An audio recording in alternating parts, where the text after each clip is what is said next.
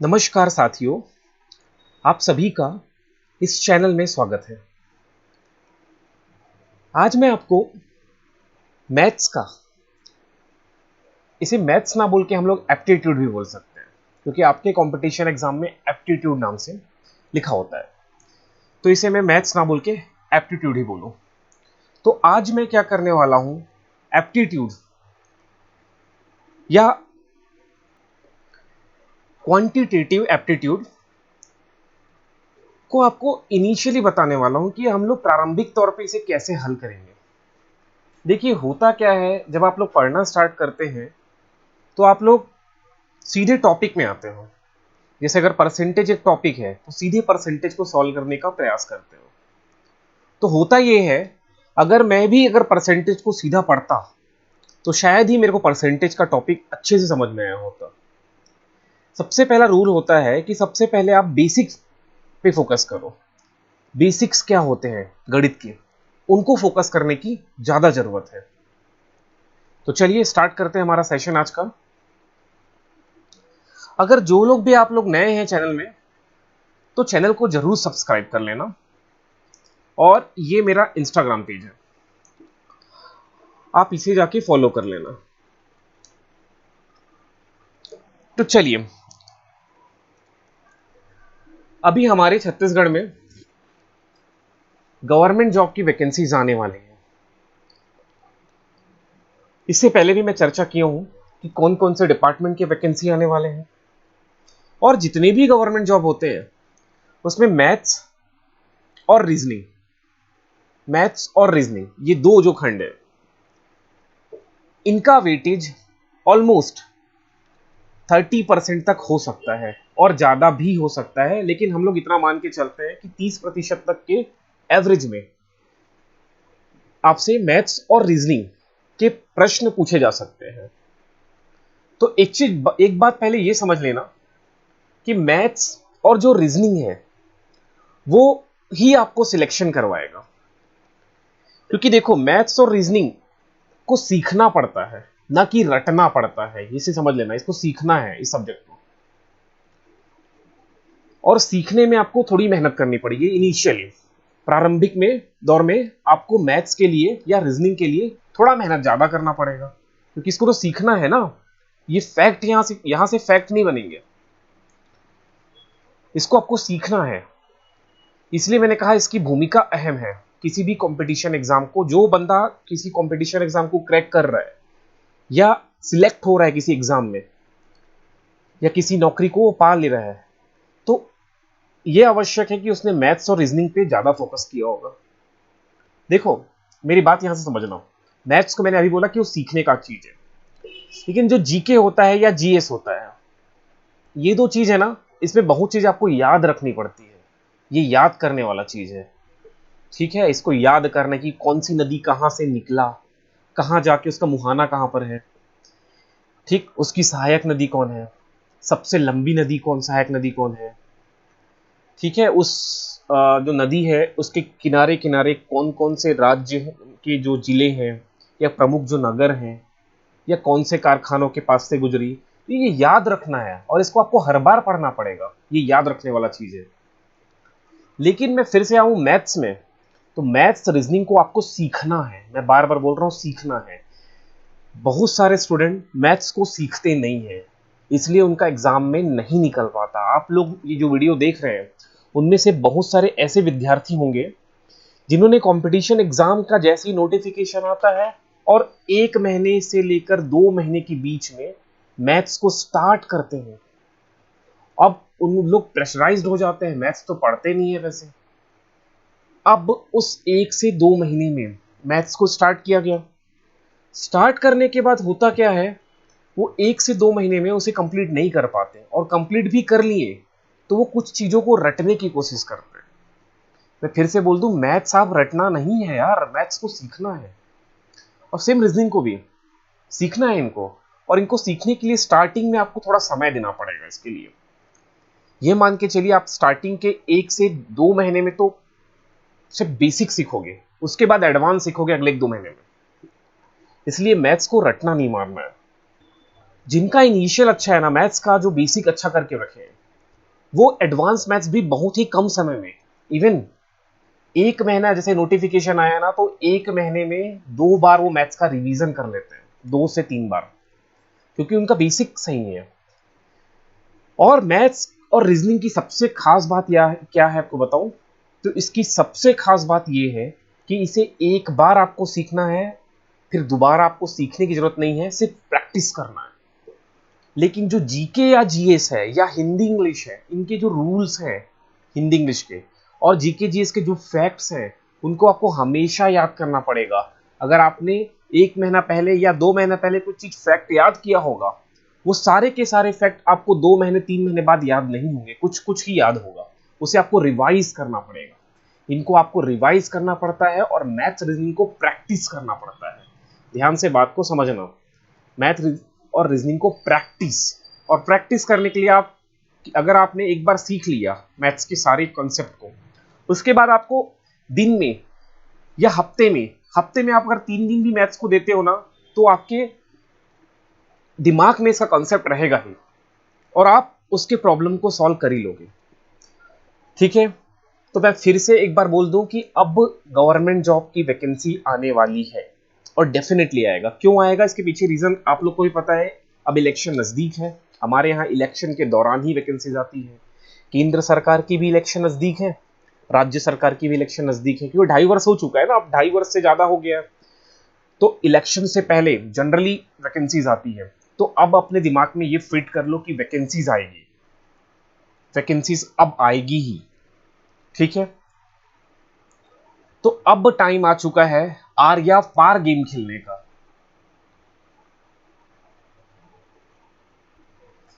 Are या पार game खेलने का, या तो सीख लो या तो फिर छोड़ दो। एक सेंटेंस में आपके सामने बोल रहा हूं, या तो जान लगा दो या तो जाने दो। कंपटीशन इतना ज्यादा है ना कि जो बंदा पढ़ रहा है और अपना समय सिर्फ पढ़ाई में लगा रहा है, बहुत कुछ वो सेक्रीफाइस कर रहा है ना, वो मूवीज नहीं देख रहा है, वेब सीरीज नहीं देख रहा है, फ्रेंड्स फैमिली से काफी दूर हो चुका है, शादी हो गया, फेस्टिवल हो गया या कोई फंक्शन हो गया, इनमें नहीं जा रहा है वो, अब वो छोड़ चुका है सब चीज। उसी का एग्जाम निकलने वाला है, मैं आपको बता दूं। ये इतने सारे जो सेक्रीफाइस कर रहे हैं ना, उसी का ही एग्जाम निकलेगा, सिर्फ उसी का एग्जाम निकलेगा। और ऐसे करने वालों की संख्या भी काफी कम है, 1000 के आसपास ऐसी संख्या होगी। जो 1000 के आसपास ऐसे डेडिकेटेड स्टूडेंट होंगे, उन्हीं लोग ये सब कर पा रहे होंगे। फॉर्म भरते हर साल 1 लाख से 1.5 लाख 2 लाख के बीच में, मैं मोटा मोटा बोलूं तो 2 लाख एस्पिरेंट्स होते हैं एग्जाम देने के लिए। इतने लोग फॉर्म भरेंगे, वैकेंसी आती है ज्यादा से ज्यादा 200, मैं बहुत ज्यादा बोल रहा हूं 200, ठीक। आने की संभावना आप 100 मान के चलो। अब 100 पोस्ट है, उस 100 पोस्ट के लिए लड़ रहे हैं 2 लाख लोग, और इस 2 लाख में डेडिकेशन से पढ़ रहे हैं ज्यादा से ज्यादा 1000 से 5000। इन्हीं में से, इन्हीं 1000 5000 में से वो 100 बंदे होंगे जिनको एग्जाम, या जो एग्जाम को क्रैक कर पाएंगे। बाकी लोग तो टाइम पास कर रहे हैं ना ही रेगुलरली पढ़ना है, ना ही टाइम टेबल फॉलो करना है। वो मूवीज में बिजी हैं, वेब सीरीज में बिजी है, पार्टी शादी फंक्शन इन सब में बिजी है, वो नहीं पढ़ेंगे। हाँ, ऐसे बंदे क्या करेंगे, एग्जाम के जैसे ही नोटिफिकेशन आएगा ना, तब वो एकदम डेडिकेटेड हो जाएंगे उस एग्जाम के लिए। जितने ये 1000 से 5000 वाले जो बच्चे हैं ना, जिनको मैं ए कैटेगरी के स्टूडेंट बोलता हूँ, ये ए कैटेगरी के स्टूडेंट जैसे वो बिहेव करना चालू कर देंगे 1 1.5 महीना। तो 1 1.5 महीना में आपके मार्क्स भी आ जाएंगे। अगर 200 मार्क्स का पेपर है, तो उस 200 मार्क्स में आप ले भी आओगे 80 से 100 के बीच, लेकिन कोई मतलब नहीं है। लाना है आपको 60 70%, तभी आपका एग्जाम क्रैक होने वाला है। अभी मेरा बात आपको फालतू लग ही रहा होगा, भले अभी आपको मेरा बात फालतू लगे, एग्जाम के रिजल्ट आने के बाद ये वीडियो फिर से देखना, तब आपको लगेगा कि मैं सच बोल रहा हूं। इसलिए मैं आप सभी से विनती करता हूं, अगर आप एक एग्जाम क्रैक करना चाहते हो या अधिकारी बनना चाहते हो तो अभी से पढ़ना स्टार्ट कर दो। एग्जाम अब बहुत नजदीक है। अगर आपकी तैयारी, अगर आप ऐसा समझते हो ना कि मैं तैयार हूं, मैंने पढ़ाई किया है, तो एक टेस्ट पेपर डाउनलोड करो। मैंने टेलीग्राम में बहुत सारे अपलोड किए हैं। अभी B.Ed का भी जो टेस्ट सीरीज चल रहा था उसमें से जीके उठा लो। उस 25 क्वेश्चन में आपके कितने प्रश्न सही होते हैं देख लो। अगर 25 में आप 20 प्रश्न सही कर लिए तो मैं बोलूंगा आप तैयार हो, अदरवाइज आपकी तैयारी नहीं है। अगर आप 10 नंबर पाते हो 25 में, और सोचो इसमें माइनस मार्किंग भी होता है, व्यापम में 1/4 माइनस मार्किंग है, CGPSC में 1/3 माइनस मार्किंग है, तो इसीलिए बोल रहा हूं। हाँ, यहां बोल दूं प्री B.Ed में किसी भी तरह का माइनस मार्किंग नहीं है ना। जो प्री B.Ed वाले इस वीडियो को देख रहे होंगे वो अब कमेंट मत करना, प्री B.Ed में माइनस मार्किंग नहीं है। लेकिन जो रिक्रूटमेंट एग्जाम होते हैं, जो व्यापम का पटवारी एग्जाम हो गया या CSPDCL का जो एग्जाम अभी होगा, डाटा एंट्री ऑपरेटर, इन सब में माइनस मार्किंग होगा। 1/4 से लेकर 1/3 के बीच में कोई माइनस मार्किंग होगा। तो समझिए बात को आप मेरे। आपकी तैयारी कितनी है परखिए, आपको रेगुलरली पढ़ाई करिए।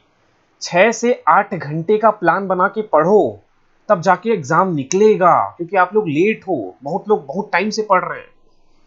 जो लोग अभी स्टार्ट करने का सोच रहे हैं ना, उन लोग 6 से 8 घंटा पढ़ाई करिए और मैं गारंटी देता हूं आपका एग्जाम क्रैक होगा। आप लोग ए कैटेगरी के स्टूडेंट वाली कैटेगरी में या इस श्रेणी के स्टूडेंट आप बन जाओगे। ठीक है, अभी लेट हुआ नहीं है। आप लोग लेट जरूर हो, लेकिन अभी लेट नहीं हुआ है। अभी आपके पास समय है। नोटिफिकेशन नहीं आया है, नोटिफिकेशन आएगा उसके बाद 1.5 महीने का ही समय मिलता है। उस 1.5 महीने में मॉक लगाना, मॉक टेस्ट लगाना। अभी तो पढ़ना स्टार्ट कर दो मित्रों, पढ़ो अच्छे से। ठीक है, मैं ये वीडियो बनाया था मैथ्स का आज एक डेमो लेक्चर अपलोड करने के लिए, लेकिन सारा बात तो यही चला गया। ठीक है, तो मैं अब मैथ्स का डेमो वीडियो एक अलग वीडियो में अपलोड करूंगा, अब यहां अपलोड नहीं कर रहा हूं। लेकिन मैं फिर से एक बात कहूंगा, एग्जाम बहुत नजदीक है, लगातार पेपर होगा। मुझे याद है 2017-18 ये एग्जाम का सीजन हो गया था। लगातार एक के बाद एग्जाम, एक के बाद एग्जाम, एक के बाद एग्जाम, लगातार हुए एग्जाम हुए हैं। फूड इंस्पेक्टर हुआ है, पटवारी के 2 बार एग्जाम हुए हैं, RI हुआ है, इस तरह से लगातार एग्जाम हुए हैं। ADO हुआ था, मतलब एग्जाम लगातार हुए हैं। क्यों हुआ था? अरे इलेक्शन था पास में, 16 में भी एग्जाम हुए, मतलब 16 से लेकर 18 के मध्य एग्जाम लगातार हुए हैं। इलेक्शन नजदीक था, कारण यही है। 18-19 में इलेक्शन हुआ है, इलेक्शन के टाइम एग्जाम होता है। अब 2.5 साल हो चुका है राज्य सरकार और केंद्र सरकार दोनों का लगभग, तो अब आएगा वैकेंसी। RRB NTPC का भी रिजल्ट आया है, जिनका भी 60 छत्तीसगढ़ के जो बंदे हैं जो RRB बिलासपुर वाले होंगे, अगर उनका 60 प्लस आ रहा है तो जुट जाओ RRB NTPC के स्टेज 2 के लिए, एकदम जी जान लगा दो। अब मेरे ख्याल से 200 मार्क्स का पेपर होगा, मुझे आइडिया नहीं है स्टेज 2 का, देख लेना नोटिफिकेशन पढ़ के, नेट में सर्च कर लेना। जितने भी मार्क्स के एग्जाम हो, स्टेज 2 में 70% प्लस आपको लाना पड़ेगा, चाहे आप जिस भी कैटेगरी के हो, तब आपको रेलवे में जॉब मिलेगा, अदरवाइज नहीं मिलेगा। ठीक है, सो पढ़ाई का माहौल बनाओ, पढ़ाई की फेस्टिवल बनाओ, अब पढ़ाई का त्योहार मनाओ। समझ रहे हो मेरी बात? बहुत लोगों को फालतू लग रहा होगा ये वीडियो,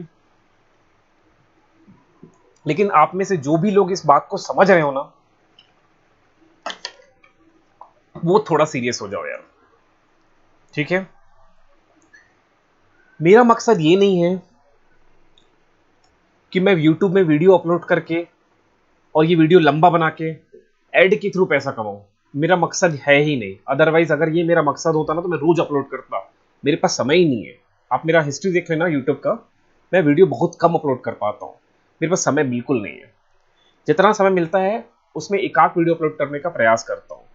तो मैं आपको क्लियरली बोल दूं, ये मेरा मकसद नहीं है, बल्कि इस वीडियो का मकसद ये है कि मैं आपको चाहता हूं, आपके लिए चाहता हूं कि आप पढ़ना स्टार्ट करें और जो आने वाली एग्जाम है उसको क्रैक करके अधिकारी बने या उस जॉब को पाए।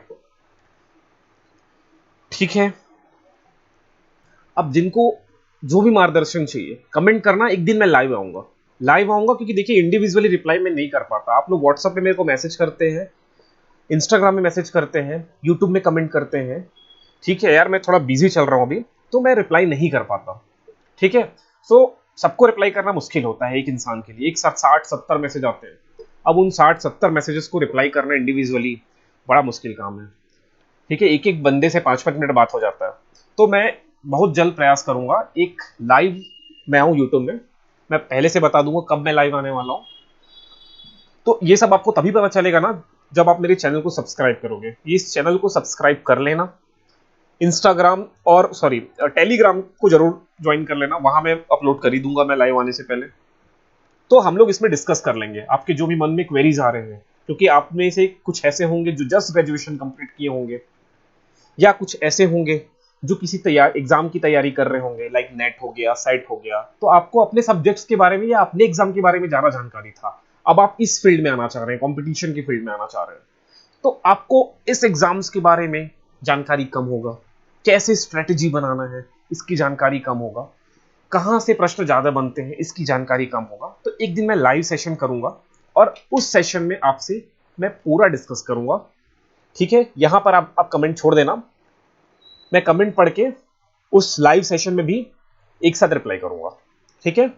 तो आप लोग ऐसा बुरा मत मानना कि मैं रिप्लाई नहीं कर पाता, मैं कोशिश करता हूं रिप्लाई करूं, और जो नए प्रश्न दिखते हैं ना उसको मैं रिप्लाई कर ही देता हूं। जो लगता है कि ये बंदा सच में मुश्किल में है तो उसको मैं रिप्लाई जरूर करता हूं। लेकिन जब वो क्वेश्चन रिपीटेड होता है कि सर ये क्या, सर वो क्या, तो वो रिपीटेड लगातार आते हैं और मैं वो ऑलरेडी हर वीडियो में बता चुका होता हूं, तो फिर वहां मैं रिप्लाई नहीं कर पाता हूं, ठीक है। तो इस बात को समझना आप लोग, और अभी से पढ़ना चालू कर दो। अब रही बात पढ़ना क्या है, तो पढ़ना आपको मैथ्स रीजनिंग है पहला, दूसरा हिंदी इंग्लिश है। हिंदी और इंग्लिश इसलिए डाल रहा हूं क्योंकि लैंग्वेज का सेक्शन हो गया, रीजनिंग मैथ्स को एक साथ डाल दिया क्योंकि उसमें लगातार क्या आते हैं, कैलकुलेशन होते हैं। तो ये दो हो गए।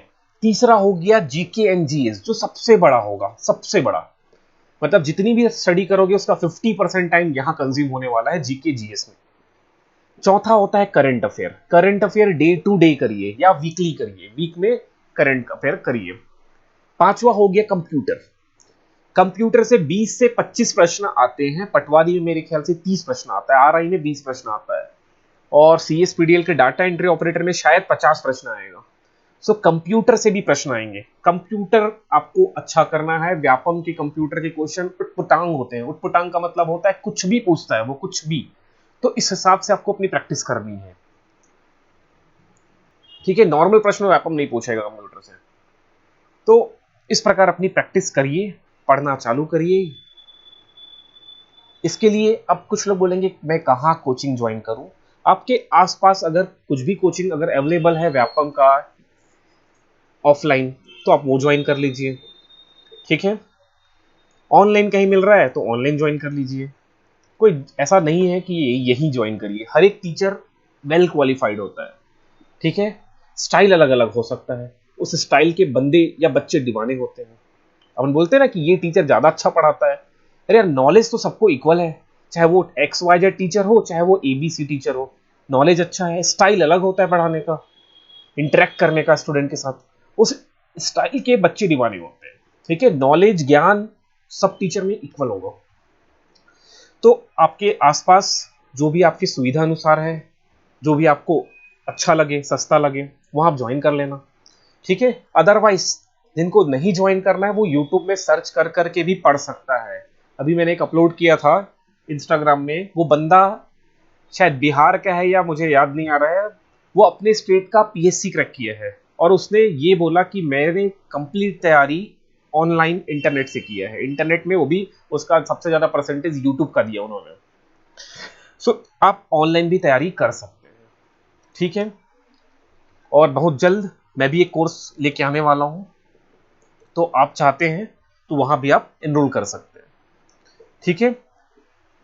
तो एक लाइव सेशन के साथ मिलेंगे। मैं ये वीडियो रिकॉर्ड कर रहा था मैथ्स का, लेकिन मैथ्स आज नहीं पढ़ा पाया, आप लोगों से ये सब बातें कर लिया। तो आपको अगर ये वीडियो पसंद आया होगा तो एक लाइक जरूर कर देना, ठीक है। मैं कोशिश करता हूं कि आपको मैं किसी भी प्रकार मोटिवेट करके जो आप रास्ते भटक चुके हो ना, वो सही डायरेक्शन में आपको लेके आ सकूं। सही डायरेक्शन क्या है? सही डायरेक्शन ये है कि आप जिस एक भी एग्जाम की तैयारी कर रहे हैं, चाहे वो सीजीपीएससी हो, चाहे वो आरआरबी एनटीपीसी हो, चाहे वो अभी डाटा एंट्री ऑपरेटर आने वाला है वो हो, या कोई सा भी एग्जाम हो, उस एग्जाम के ट्रैक में आप आ जाए और आपका भी एग्जाम क्रैक हो, आप भी अधिकारी बने। ठीक है, तो अब हम लोग साथ में पढ़ेंगे, साथ लड़ेंगे। ठीक है, चलिए फिर आज का ये वीडियो खत्म करता हूं।